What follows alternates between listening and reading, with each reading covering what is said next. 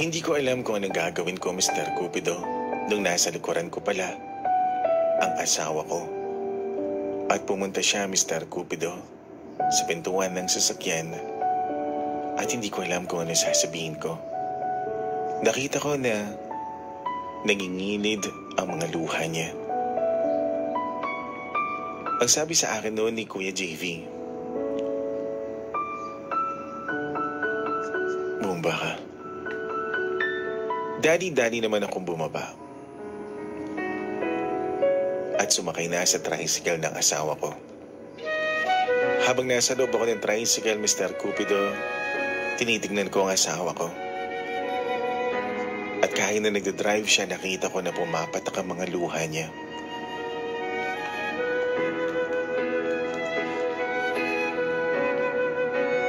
Ilang sandali pa, Mr. Cupido, dumaan kami sa plaza malapit sa amin. Pagkaparada niya, naglakad kami. Hinawakan niya ang kamay ko at ang sabi niya, "Nagmerienda ka na?" Hindi pa. Tara, kain tayo. Saka na kami naglalakad. Tinitignan ko pa rin matamlay siya. At naupo kami, Mr. Cupido. Habang nagmimerienda kami, nakatitig ako sa kanya at hindi siya makatingin sa akin. Hanggang sa natapos kami, wala kaming masyadong pinag-usapan. Nung bumalik na kami noon sa parking, Mr. Cupido, sabi ko sa kanya, "Okay ka lang?" "Oo naman. Tara na. Uwi na tayo. Baka bumagsak pa yung ulan. Tignan mo, dilim-dilim."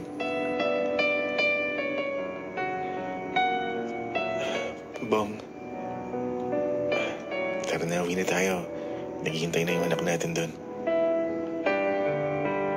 Wala akong narinig sa kanya, Mr. Cupido. Hanggang sa nakahiga na kami. Madaling araw. Habang nakahiga, Mr. Cupido, nakatilikod siya sa akin. Nagising ako at nalingat dahil humahagulgol pala sa pag-iyak ang asawa ko. Saka ko siya niyakap. Wala akong narinig na salita sa kanya.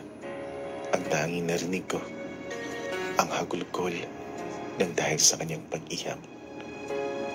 Kapag ako ay dumating sa pagkakataon, Mr. Cupido, na hindi pa rin ako tinitigilan noon ni Kuya JV.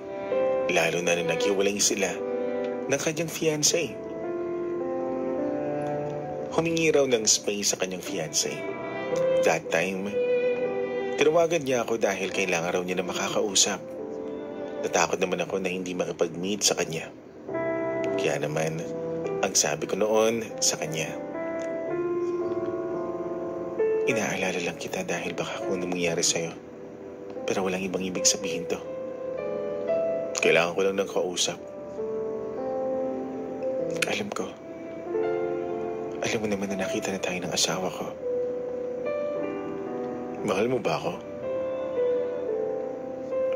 "Ano sabi mo?" "Sabi ko, do you love me?"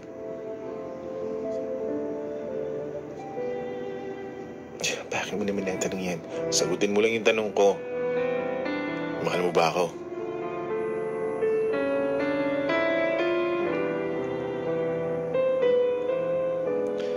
Mahal ko ang asawa ko. Tinatanong ko nga kung ako. Bakit di mo masabi? Ibig sabihin ba niya may nararamdaman ka para sa akin? Hanggang, Mr. Cupido, may nangyayari na naman sa amin. Inaamin ko. Mas kapanapanabik ang pinagsasaluhan namin ng mga sandali ni Kuya JV kumpara sa asawa ko. Sabi nga nila, ang pangangailangan, kailangan yun. Ngunit, hindi na ibibigay ng asawa ko. Alam ko kasalanan. Malaking kasalanan. Pero yun, Mr. Cupido, nagtulak sa akin. Para hinayaan ko ang sarili ko na mahulog ang loob ko sa kuya ng asawa ko. Di ko kayang mag-isa. Ang sinabi ko noon sa asawa ko, Mr. Cupido, magkakaroon kami ng panibagong workshop, seminar o team building sa Baguio. Pero ang totoo noon, ang kasama ko, ang kuya niya. Ang sabi sa akin noon ng kuya niya, dito, wala masyado makakilala sa atin. We could be ourselves. No. Bakit nakatingin ka sa akin ng ganyan? Di ba sabi mo sa akin, mahal mo ako? Wala, naisip ko lang yung asawa ko. Bakit mo ba iniisip? Hindi mo naman siya iiwan eh. Pansamantala lang naman itong sa atin. Aayusan ko rin naman yung sabi ng fiancé ko. Pero bakit kailangan natin gawin to? Bakit ka pumapayag? Sige nga. Kasi ginugusto mo. Kasi mahal mo ako. Bakit inayahan mo na pwedeng masaktan ang kapatid mo? Hindi naman masasaktan yun. Mas matigas pa sa balat ng kalabaw yung apog nun. Kaya pwede na kahit gawin mo to sa kanya, hindi siya masasaktan. Pero asawa ko pa rin siya. Asawa mo lang siya.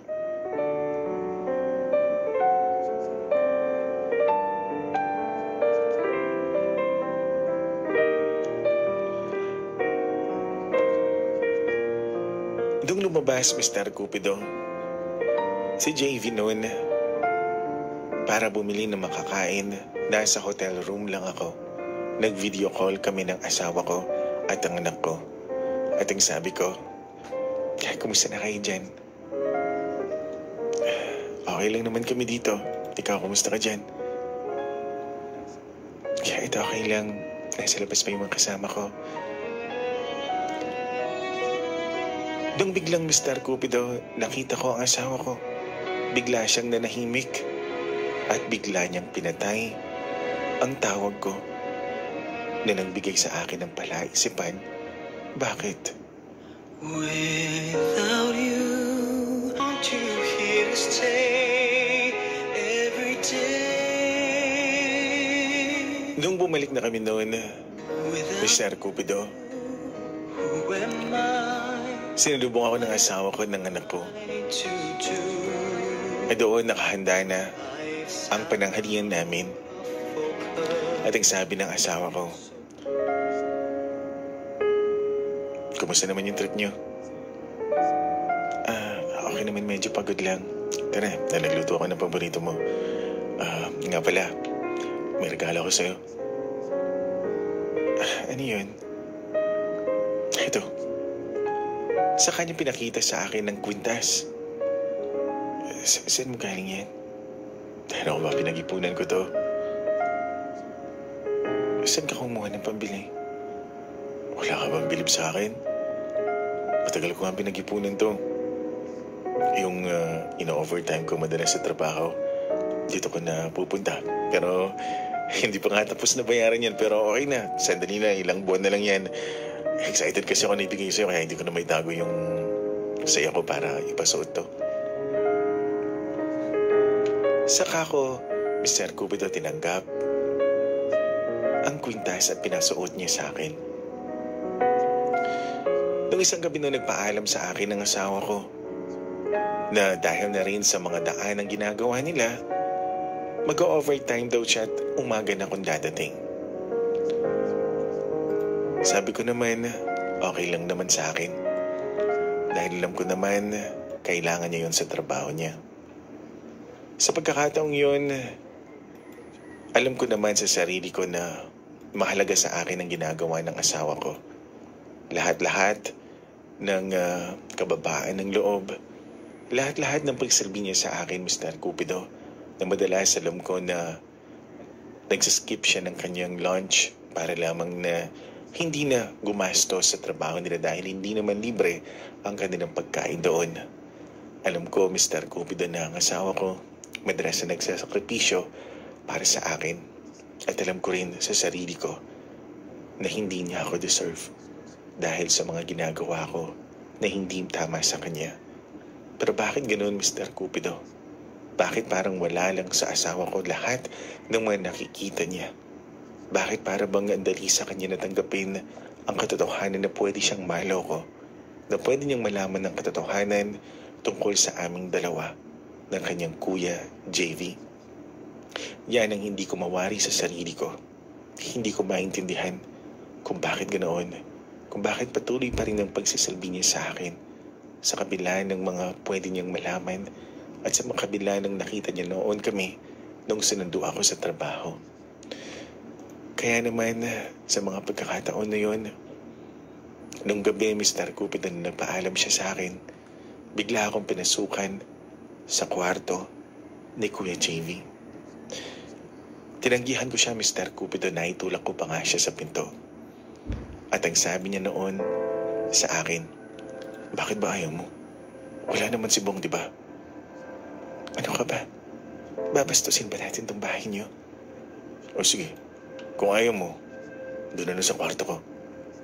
Hintayin kita.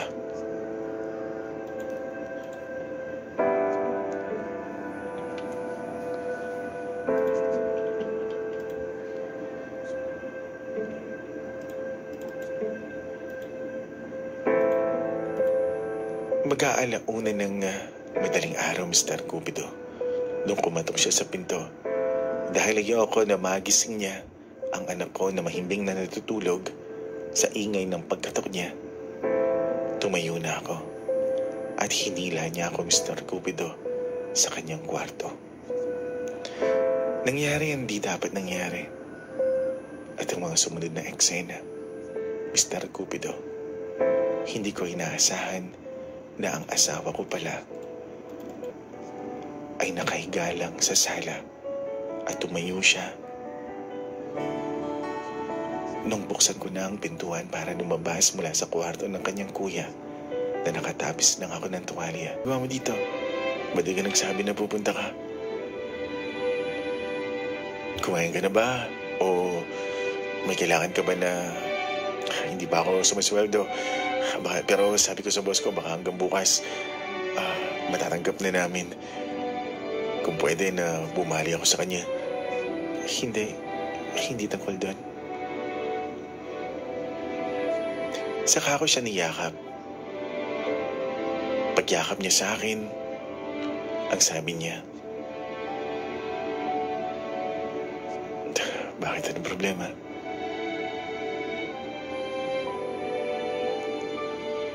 Sabihin mo sa akin anong nararamdaman mo.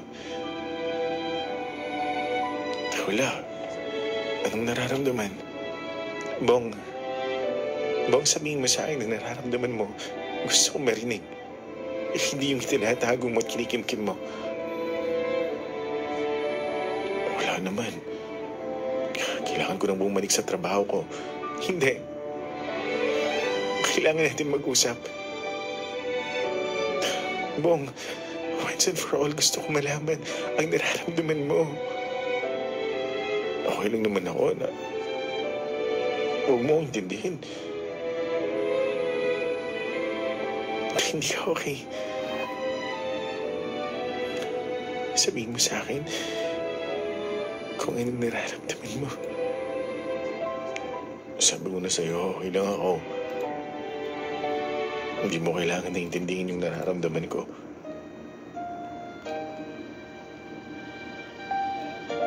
Hindi ka okay? Okay lang ako. Bakit?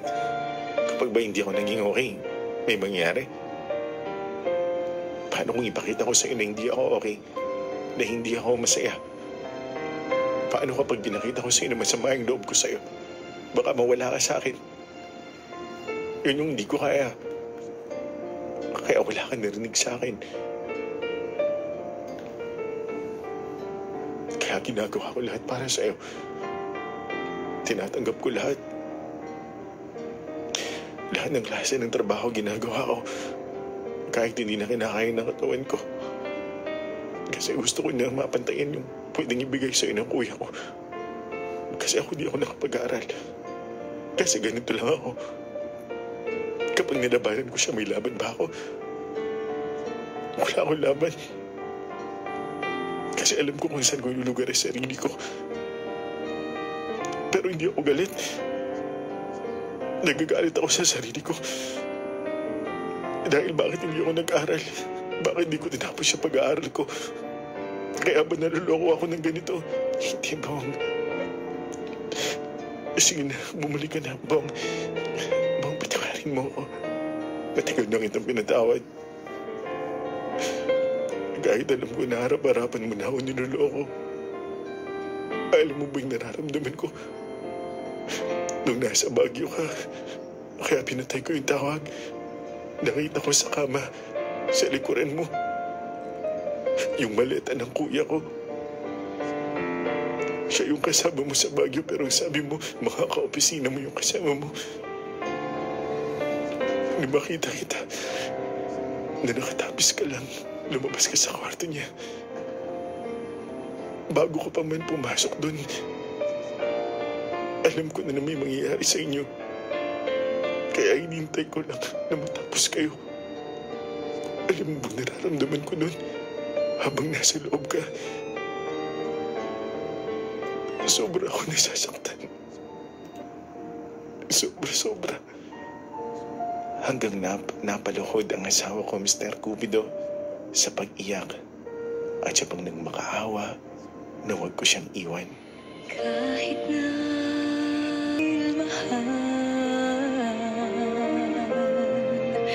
mahal na mahal kita. Nung gabi noon, Mr. Cupido, pinagluto ko ang asawa ko. Hinintay ko siya makauwi. Pagkatapos noon, nag-usap muli kami. At ang sabi niya sa akin,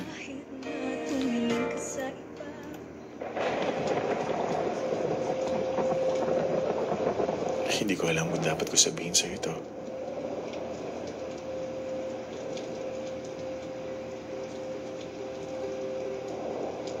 Kung mahal mo ang kuya ko, tatanggapin ko.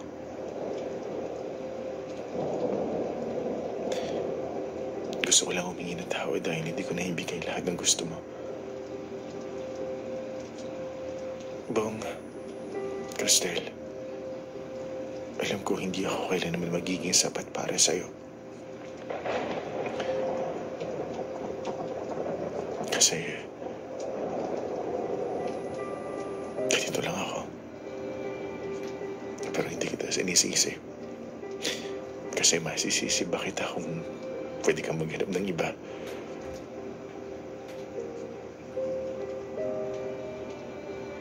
Isa lang yung pakiusap ko.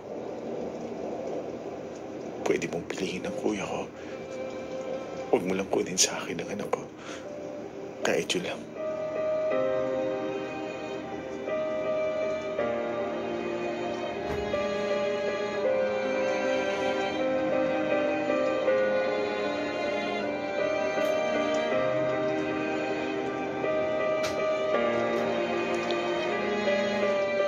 Sa mga sumunod na araw noon, nag-away kami ng kuya niya. At ang sabi ko, awang-awa na ako sa asawa ko sa lahat ng ginagawa natin sa kanya. Kaya pakiusap lang, tumigil ka na. Mahal na kita. At kaya kong ipaglaban nararamdaman ko para sa'yo. At alam ko sa akin kung masaya. Kahit sa'yo pa ako masaya. Kung alam ko na meron ako naapakang taong hindi ako kailanman magiging masaya, JV. Pwede naman tayong umalis. Pwede tayong umalis. Nagpabuko na ako ng ticket na dating dalawa.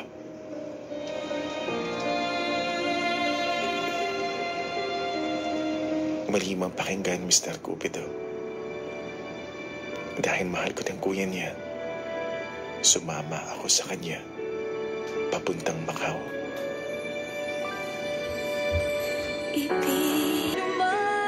Pinahiram naman siya sa akin. Nung magkita kami ng anak ko, hindi niya ako kinakausap. Hanggang ang sabi niya sa akin, bakit ka po bumalik? Dahil gusto kita makita.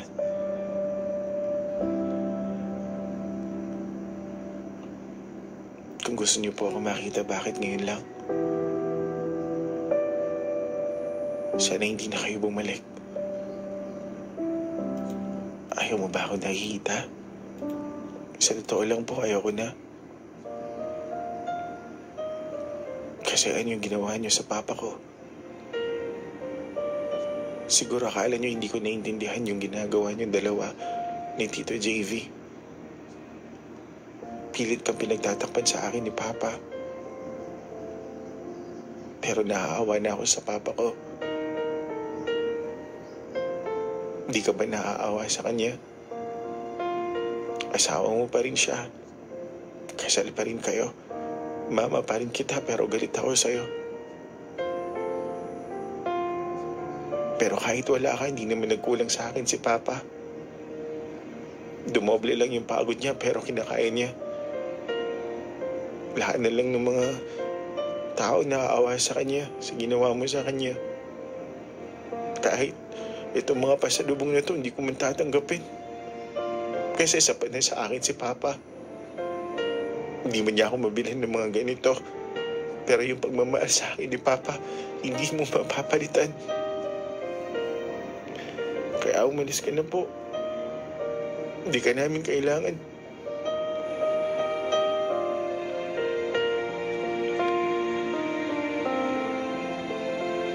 Sobrang sakit, Mr. Cupido, ng mga narinig ko sa anak ko.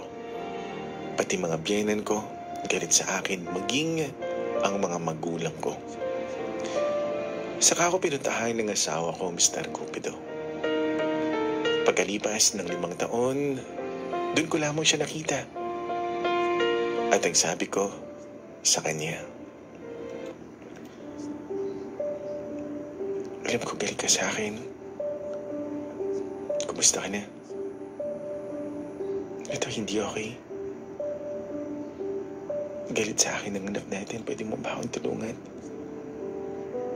Tulungan saan?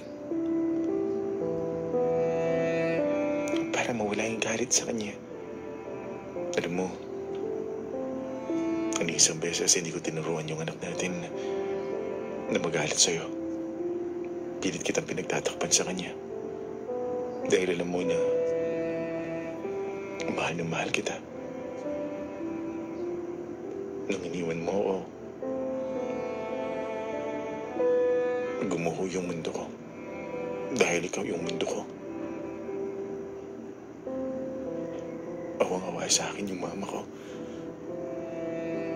Pero wala kaming magawa. Dahil si Kuya ang nagmamando sa bahay namin. Siya yung sumusuporta sa lahat-lahat.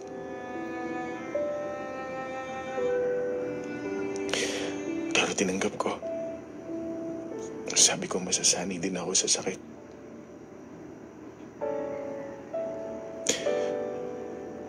Sa araw-araw, pinipilit ko na gumising na okay. Kasi may anak pa ako. Alam mo ba, dumating sa punto na nasasaktan ko yung anak natin. Kapag sinasabi niya na hindi ka na babalik. Kapag sinasabi niya na yung mama niya, bad yung mama niya. Kasi gusto ko, hindi sumama ang loob ng anak natin sa'yo. Dumating sa punto na ayaw ko na makita ang anak natin dahil gano'n na yung sinasabi tungkol sa'yo. Pero malinaw sa isip ng anak natin ang ginawa mo sa amin. Lalong-lalo ng ginawa mo sa akin, Cristel. Pero hindi kita pinipilit na bumalik sa akin. Kasi gusto ko man na bumalik ka sa akin kung mismong anak natin ang tumatanggi, rerespetuhin ko ang desisyon niya. Kasi ang dali sa'yo na iwan mo kami. Kapag tinanggap kita, may posibilidad na gawin mo ulit sa amin yun. Kasi madali para sa iyong mang-iwan. Ikaw ba? Lumipas pa po ang 2 taon, Mr. Cupido. Civil lang ang relasyon ko sa anak ko. Kaya naman hindi ko siya masyadong nakakasama. Nasaan ang sumpa? Hanggang isang araw nun, Akala pinuntahan ko siya sa kanilang school. ay walang hanggan. Ngunit Dahil may activity sila. Family Day, ika nga. Ang pinakamasakit na bagay siguro, Mr. Cupido, yung makita ko na si Bong ay may kinakasama na pala. Nung lumapit sa akin ang anak ko, may kalayuan naman ang distansya namin mula kina Bong at nung babaeng kasama niya. Ang sabi ko sa anak ko, may kasama pala kayo? Opo. Si Tita Jenna po. Sinong Tita Jenna? Mama ko po. Anong ibig sabihin ng mama mo? Kasama po namin sa bahay. Mabait po si Tita Jenna. Tsaka mahal na mahal po niya si Papa. Tara po, pakilala kita. Hindi, wag na. Aalis na lang ako.